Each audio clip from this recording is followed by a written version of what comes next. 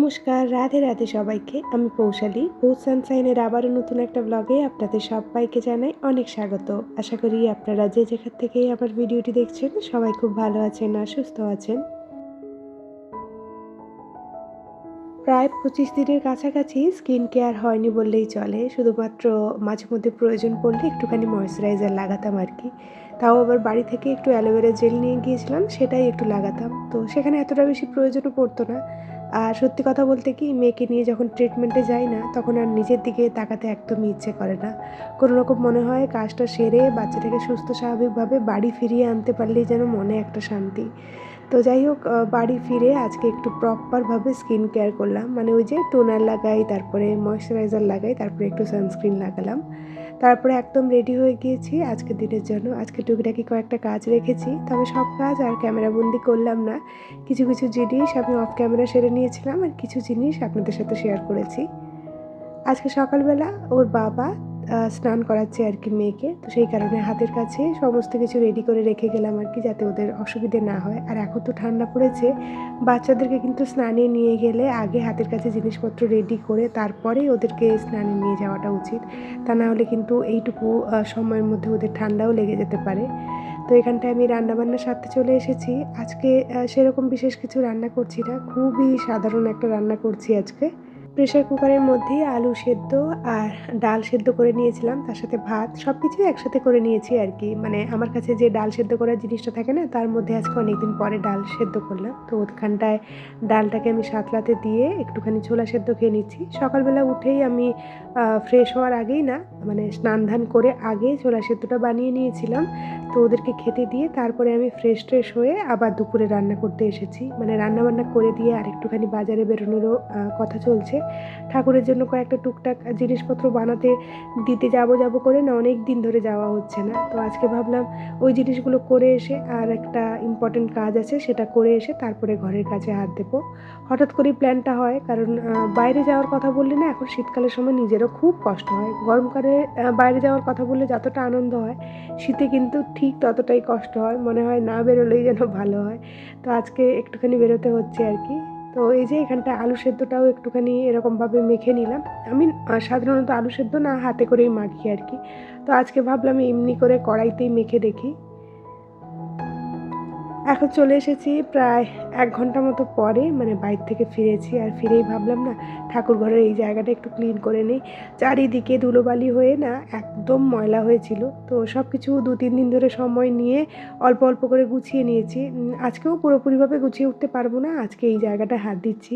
গরমের সময় হলে কি বলুন তো, যতই গরম লাগুক না কেন কাজগুলো সেরে নেওয়া যায়। শীতের সময় না বড্ড বেশি আলস্য লাগে। তো শীতের সময় এই জন্য টুকটুক করেই কাজগুলো সারছি। তো এই জায়গার নিচে দেখলাম খুব ধুলো জমেছে। হাজব্যান্ড কিন্তু প্রত্যেক দিনই পুজো টুজো করতো, ঘর ঝাড়ু মোছা সব কিছুই করতো। তারপরেও না, ঘরের প্রতি একটা যত্নের অভাব যেন সবসময় থেকে যায় আমার মনে হয়।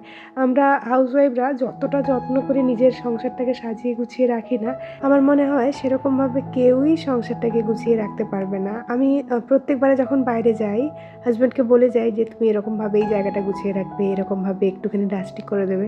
কিন্তু প্রত্যেকবারে এসে দেখি একই রকমেরই ঘটনা ঘটে। তো যাই হোক, ছেলে মানুষ চাকরি বাকরি করে, তারপরে ঘরে এসে যে এইটুকু করে দেয়, এটা আমার জন্য অনেক বড় ব্যাপার। তো সেই কারণে আমি এখন মেন্টালভাবে প্রিপেয়ার হয়ে গিয়েছি। তো জানি ঘর অগোছালো থাকবে, একটুখানি ধুলোবালি হবে, সেই আমাকে পরিষ্কার করতে হবে। তো সেই মেন্টাল প্রিপারেশন নিয়েই কিন্তু আমি বাড়ি আসি, যে বাড়ি এলে মোটামুটি আবার কয়েকটা দিনের আমি একদমই রেস্ট পাবো না, একদম টানা কাজবাজ সারতে হবে। তো সেরকমভাবেই এবারে হয়েছে, তবে এবারে না লম্বা একটু টাইম যাচ্ছে। এই যে বললাম শীত পড়েছে সেই কারণেই। আর ওখানটায় থাকাকালীন মায়ের কাছে এত বেশি যত্ন পেয়েছি, মানে রান্নাবান্না করতে হয়নি কোনো দিন বললেই চলে।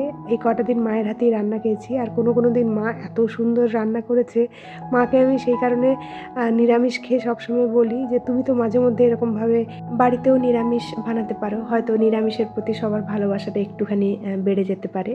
তো যাই হোক, এই যে দেখুন এখানটায় কিন্তু এই সেলফগুলো আবার আমি ভালো করে মুছে সমস্ত কন্টেনারগুলো মুছে জিনিসপত্রগুলো গুছিয়ে রেখে দিচ্ছি। আর কিছুদিন আগেই যে মায়াপুর গিয়েছিলাম না, সেখান থেকে এইরকম ধরনের বাতি কিনেছিলাম আর কি। তো সেগুলো আমি রাখা জায়গা খুঁজে উঠতে পারছিলাম না। তো দেখলাম খেজুরের কৌটোটা খালি হয়েছে, সেগুলোর মধ্যেই ঢুকিয়ে রেখে দিলাম। জানেন তো, আমার বাড়িতে, মানে আমার বাবার বাড়িতে এখনও অবধি না প্রচুর কৌটো রিইউজ করা হয়। আজকাল তো অ্যাস্থেটিকের চক্করে মানুষজন কৌটো রিইউজ করে না বললেই চলে। আমিও তার মধ্যে একজন। আমারও ওই ধরনের অ্যাস্থেটিক কৌটো বা কিচেন গোছাতে খুব ভালো লাগে। তো পুরনো জিনিসপত্র আমিও ইউজ করি, তবে মাঝে মধ্যে মনে হয় সব কিছু চেঞ্জ করে ফেলি। তবে সব কিছু চেঞ্জ করে ফেললে না সেই যে পুরনো ব্যাপারটা বা মাটির সাথে লেগে থাকা ব্যাপারটা আমার মনে হয় থাকে না। প্রত্যেকটা বাঙালি বাড়িতে দেখবেন হরলিক্সের কৌটো থেকে শুরু করে বা বিভিন্ন ধরনের বর্নভিটার কৌটো এগুলো কিন্তু থাকেই আর কি। তো আমিও চেষ্টা করি ঠাকুর ঘরে বা রান্নাঘরে মাঝে মধ্যে কৌটো ভালো থাকলে না সেগুলোকে রিইউজ করে নেওয়ার জন্য আর কি। তো এই যে এখানটায় কথা বলতে বলতে আমার সেলফটাকেও গোছানো হয়ে গিয়েছে। তো এখন আমি না জিনিসটাকে ঠিক করে রাখার চেষ্টা করছি। মাঝে মধ্যে মনে হয় ঠাকুর ঘরের লুকটা একটুখানি চেঞ্জ করে দিই, তবে ঠাকুর ঘরের জায়গাটা এমনভাবেই আমি গুছিয়ে রেখেছি, আমি চাইলেও এই লুকটা চেঞ্জ করতে পারি না আর কি, এরকমভাবেই রাখতে হয়।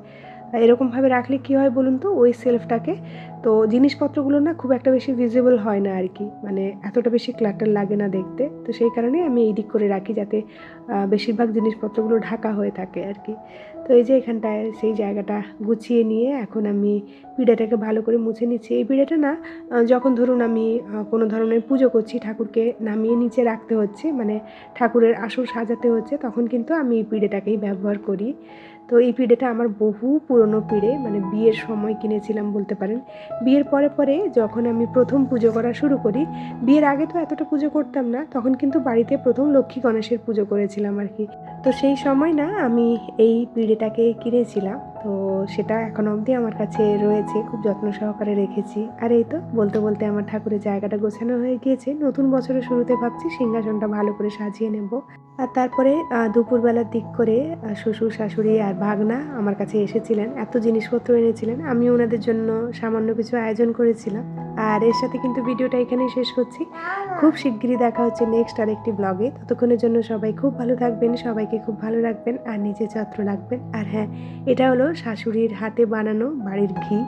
আমি পরের ভিডিওতে আপনাদের সাথে শেয়ার করব কেমন ছিল।